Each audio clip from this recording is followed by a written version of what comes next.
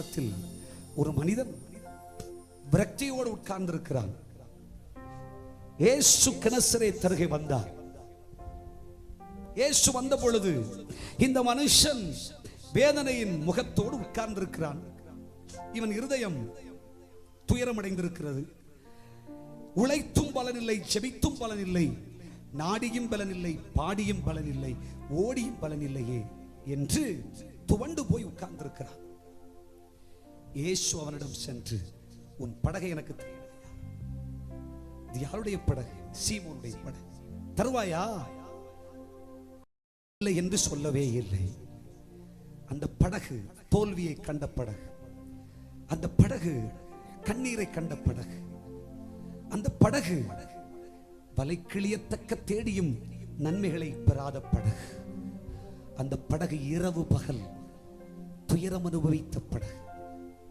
அந்த படகினால் பலன் இல்லை.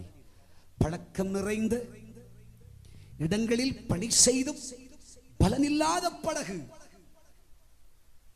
விரக்தியோடு உட்கார்ந்திருக்கிறான். இயேசு படகை கேட்டார், அவன் படகை கொடுத்தான். இயேசு படகில் ஏறினார். படகில் ஏறி, கலங்காதே, உபதேசம் பண்ணின பிற்பாடு அவர் சொன்னார், உன் வலைகளை எடுத்து ஆழத்திலே போடு, ஆழத்திலே போடு. அவன் மறு உத்தரவு எதுவுமே சொல்லவில்லை. படகு என்பது நம்முடைய வாழ்க்கை, படகு என்பது நம்முடைய குடும்பம், படகு என்பது நம்முடைய சபை.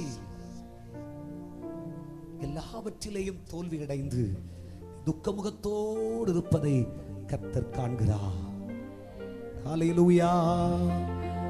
உங்கள் துக்கம் சந்தோஷமாய் மாறும், உங்கள் கவலைகள் கண்ணீர் எல்லாம் மறைந்துவிடும். கலங்காதே மகனே, கலங்காதே மகளே, கலங்காதே மகனே, கலங்காதே மகளே.